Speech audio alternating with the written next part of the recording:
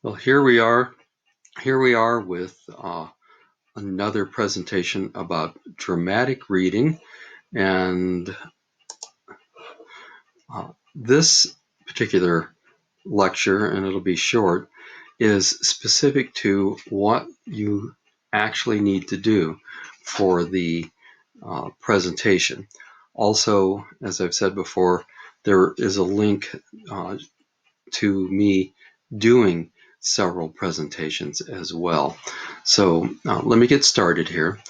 All right, there's some redundancy going on with this particular PowerPoint from the storytelling PowerPoint, but that's okay. A little repetition is good.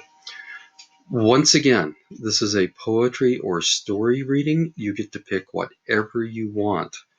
And it needs to be something you like and that you're comfortable with. You can see in red, and I'll re-emphasize this as I go along, you do not need to memorize anything. In fact, one of the objectives of this particular presentation is to learn to work from notes. In other words, I don't want you memorizing anything. Now, I've said this in a lot of classes, and every now and then somebody points out, and rightly so, that you know, if you practice it enough, you're going to memorize it to an extent.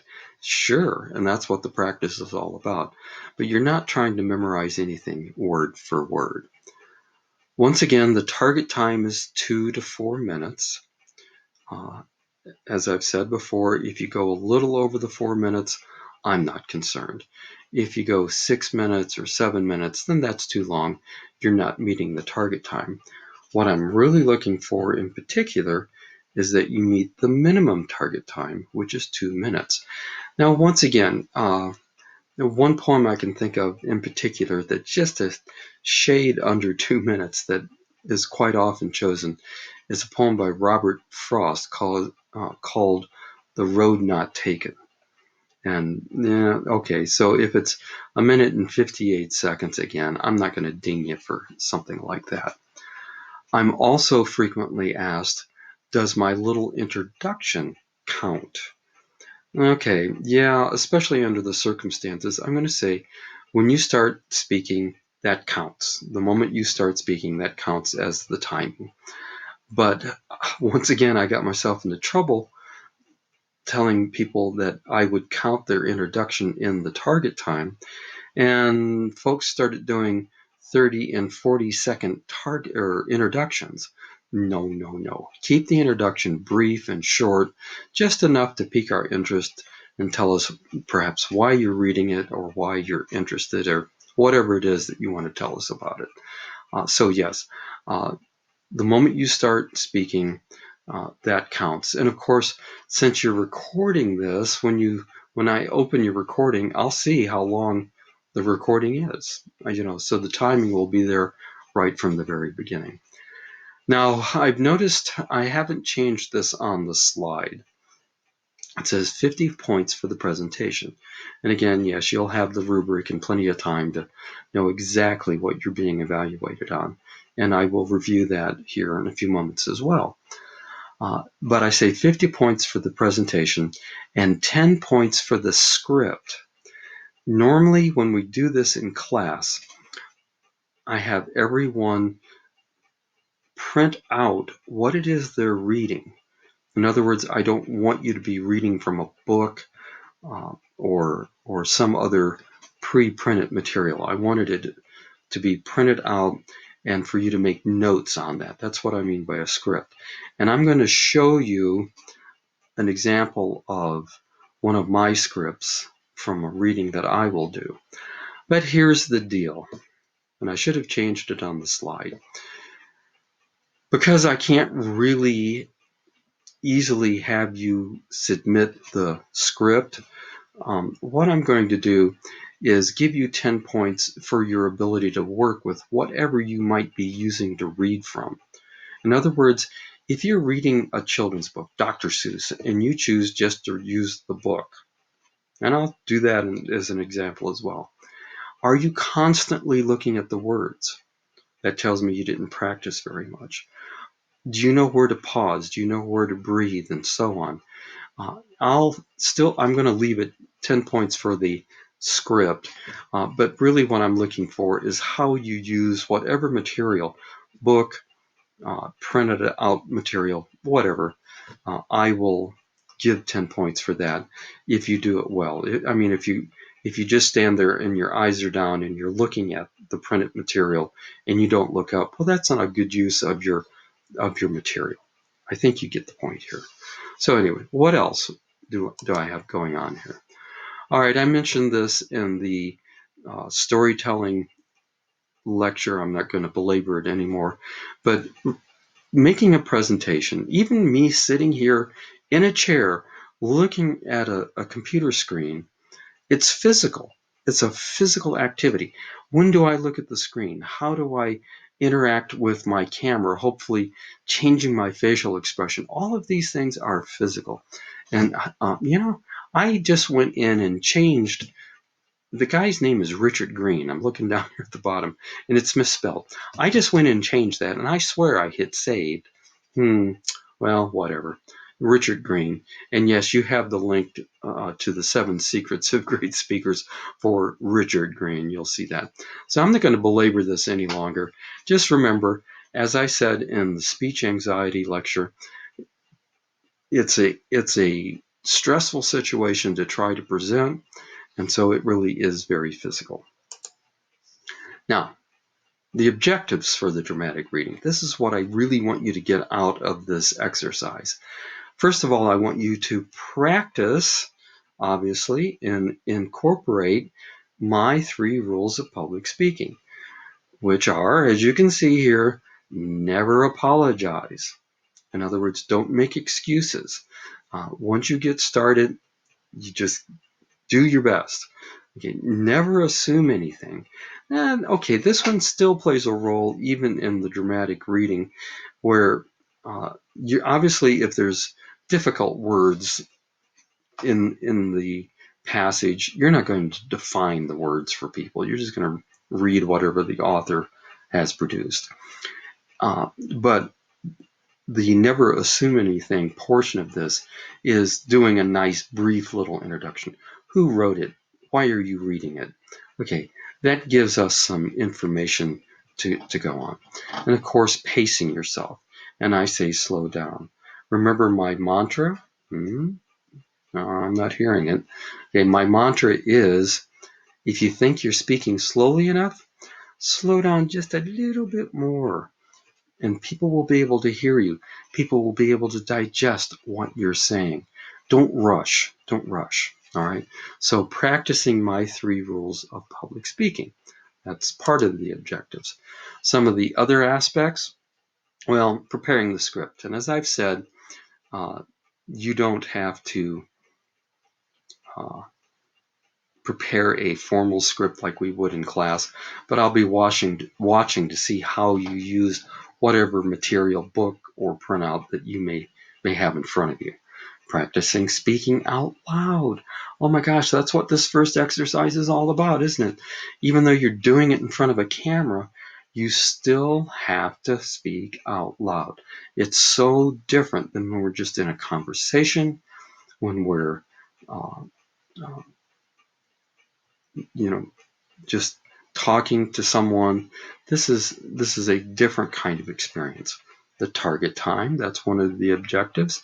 Make sure you practice out loud and time yourself to see if you're accomplishing this. Making eye contact. Oh my God. With what? The camera.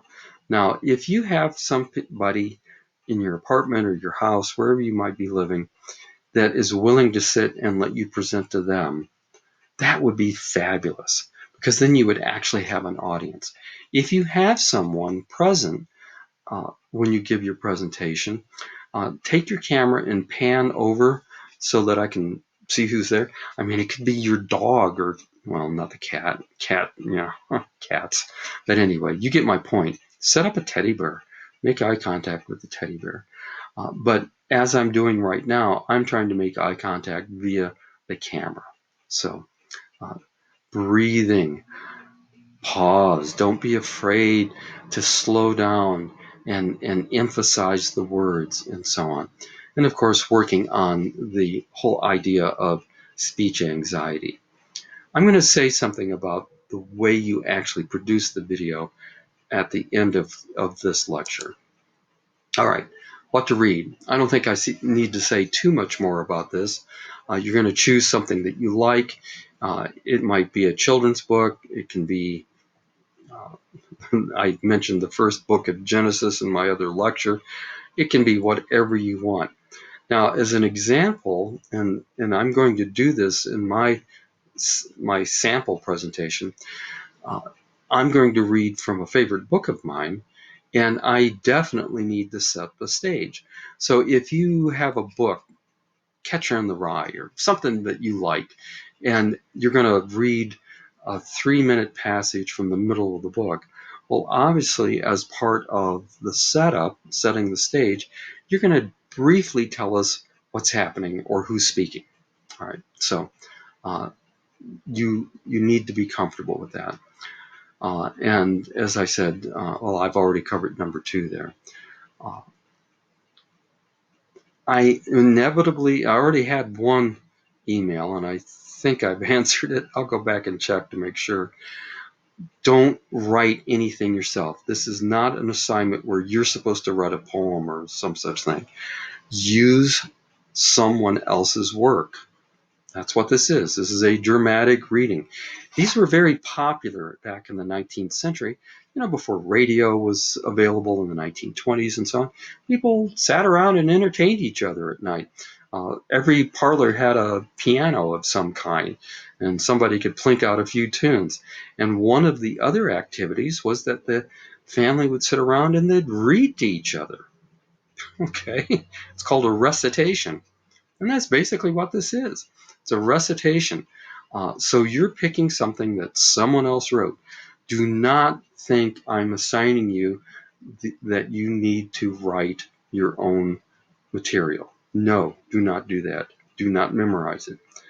I often am asked, well, what about song lyrics? That can work. If you have a song and you really want to do the lyrics, the only issue that I can see, and I've seen this happen, is if you have a song in your head and you're trying to recite the lyrics, it's so easy to kind of fall into what the song actually sounds like. It can be done, though. A few years ago, I had someone recite, oh God, I just went brain dead. Galileo. Bohemian Rhapsody. There we go. I'm with it today. Bohemian Rhapsody. And he came up and told me this is more than 4 minutes. And I said, I want to hear you do it. It turned out to be like 6.5 minutes long. But I let him do it because I wanted to see what he could do. It was fabulous. And he did not fall into sounding like the song. He did his own interpretation of it. So there's just a zillion things that you can choose to recite. But again, you're not writing anything yourself. So some of the evaluation criteria here, your physical appearance. I would prefer, and I said this in one of the other videos, that you stand up.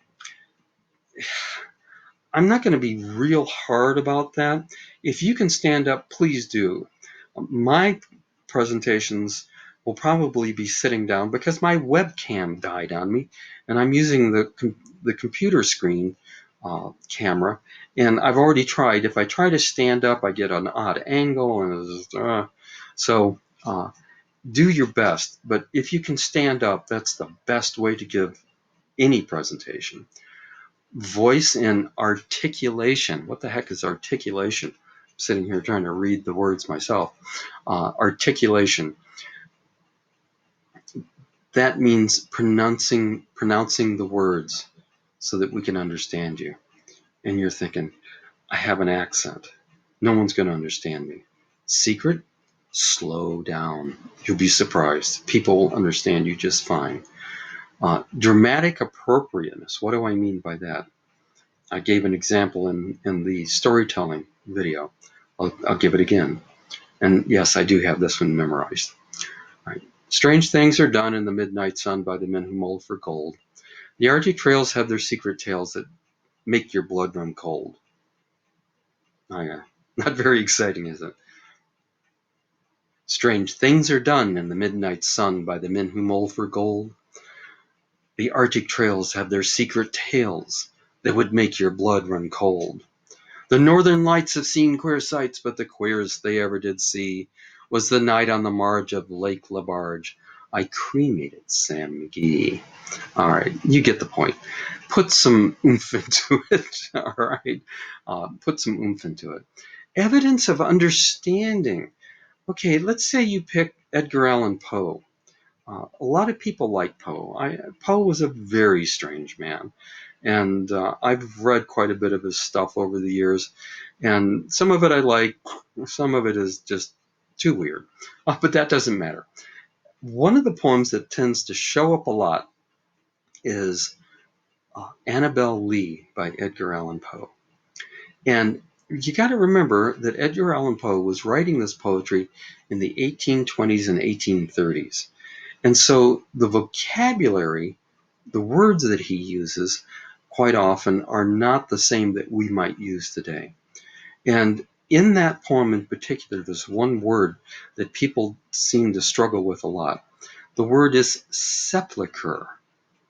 Okay, she was placed in a sepulcher. All right, what's a sepulcher? Well, some of you might know. Well, it's a tomb. In fact, it's an above-ground tomb where the deceased are put into family crypts or whatever. If you run across a word like that and you think, I don't know what it is, and you try to mumble through the pronunciation, remember that's up there, articulation, pronunciation, it's evident you haven't taken the time to really understand what this author is trying to say. So if you run into words that you don't know or concepts in whatever you choose that you're not quite clear of, find out. You can go to Google and type in sepulcher. It'll pronounce it for you. It'll give you a definition. So there's no excuse for mispronouncing words or obviously showing you don't understand what the author was doing. Take a little time and figure it out. It won't take you long. And then the overall performance, the accuracy. Do you stumble a lot? Do you make a lot of mistakes? Like I said, I'm going to come back and talk about production at the end of this little lecture. All right, so those are the main objectives. And again, I have uploaded these PowerPoints into the files on Canvas. You can go back and look at this without me yapping at you. You can just go back and look at the slides. Okay, so what I have. Tips for reading a poem or story out loud. Okay, I covered some of this in the storytelling video. You do, again, in Big Red, you do not need to memorize it. You need to become comfortable with it. I mentioned really be comfortable with the opening and closing of your presentation, because the opening grabs people, the closing is what everyone's going to remember. So that's very, very important. I can't emphasize enough that it's all about practice, not memorization. Now, even if you are sitting, and obviously I'm sitting, don't do this. If you have, let's say you have your presentation printed out and you're sitting in the front of the camera and you're doing this, well, that ain't gonna work, is it? Okay, you're gonna have to hold it down. Now, one thing that's convenient about the camera with my computer, here, let me lift it just a little bit. You can see I'm holding my paper, all right, but now I'm holding it. I can see it just fine, and it's not even in the camera view. So the way you hold your body really makes a difference.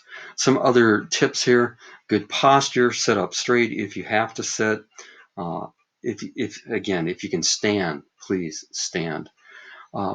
Poor eye contact. You're looking at the script constantly. You're not looking up at the camera, quote unquote, your audience. Lack of poise, confidence. Again, nervousness, just overall nervousness. The key here with something like this is, I've said it as, well, I've used a bazillion and a zillion. Okay, well, I've said it at least a million times. Find something you enjoy reading, and that will make a huge difference in how you present. What else do I have here? Voice and articulation. Project to the audience. Don't mumble. Again, we're doing this on camera, so it's a different dynamics. Uh, Capture everyone's attention.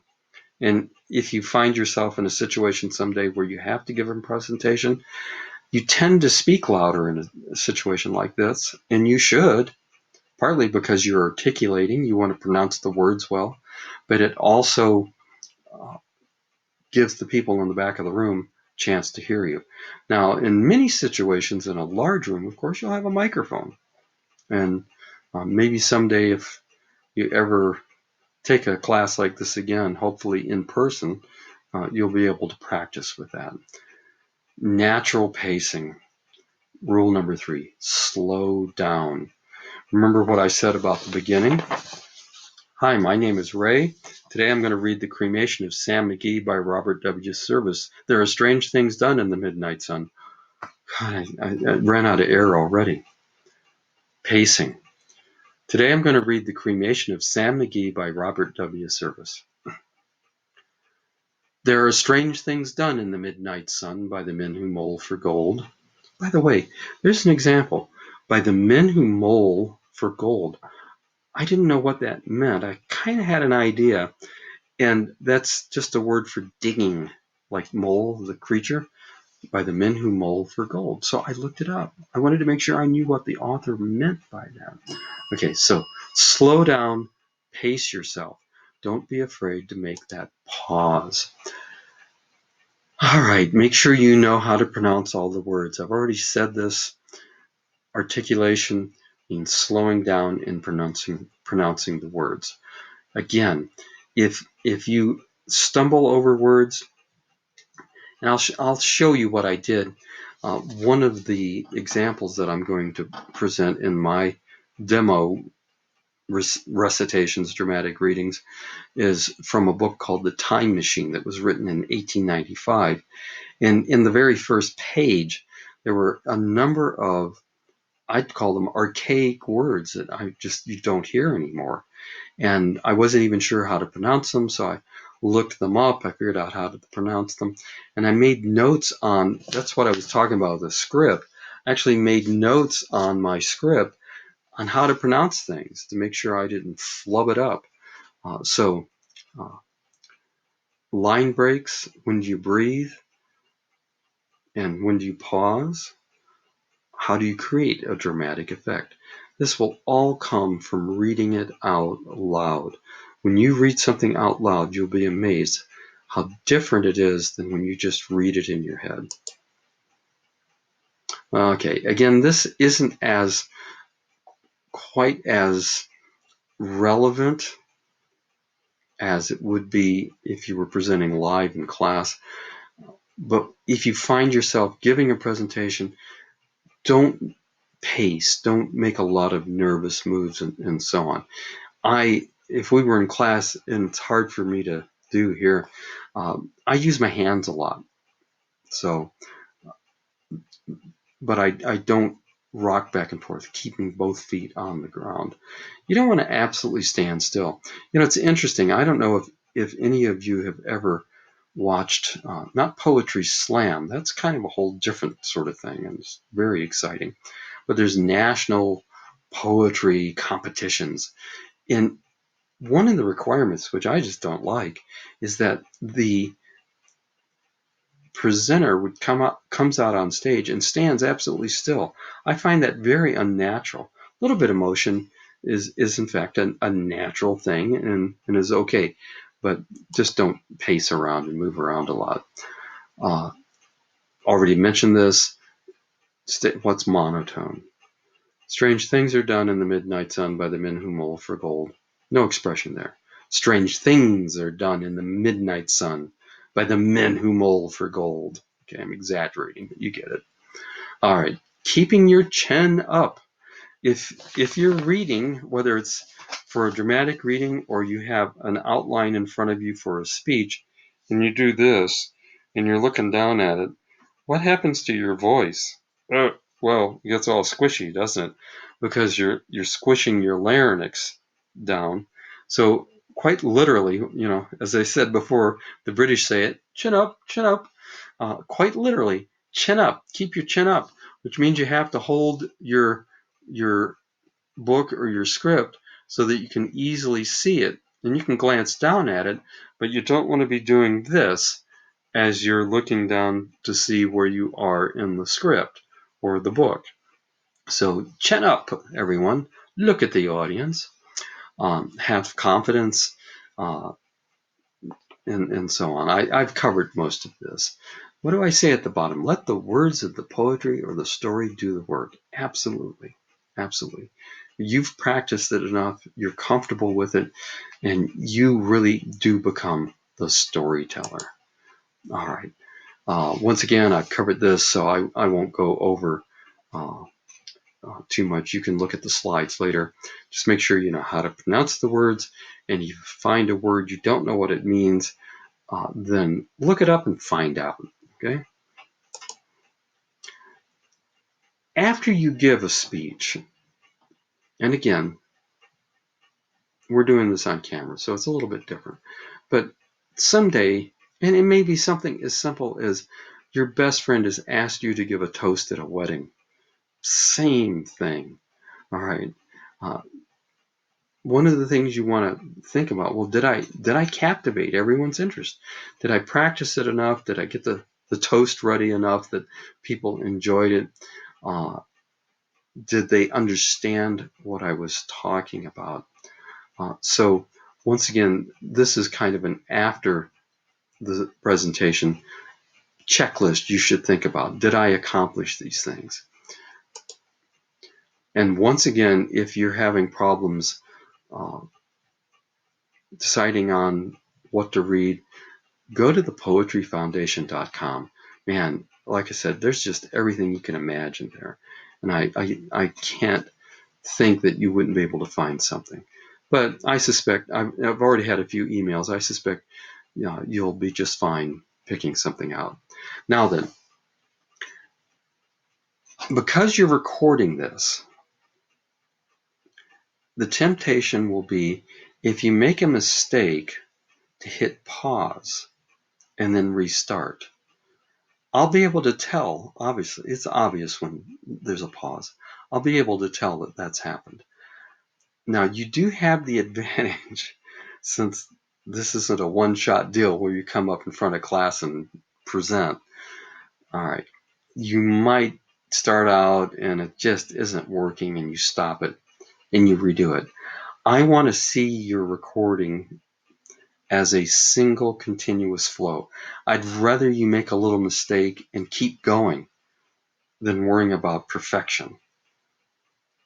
But I certainly don't want to see evidence that you've been pausing your recording and then starting again.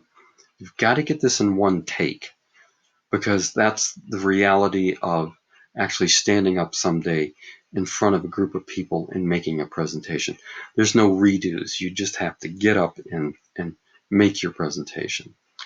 So, as I said, this PowerPoint and the art of storytelling are in the files. You can go back and look at these as guidelines. This assignment is not covered in the book anywhere. This is me trying to come up with an assignment, a presentation that I think is a great way to slide in to public speaking.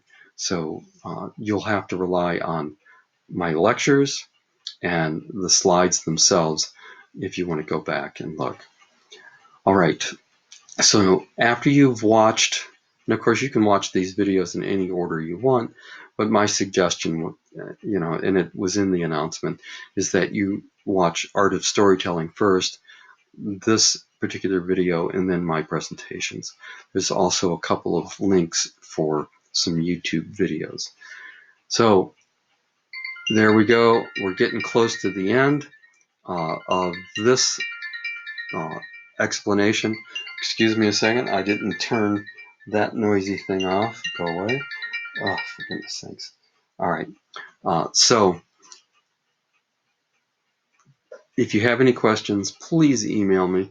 I will try to respond as quickly as possible. Take care.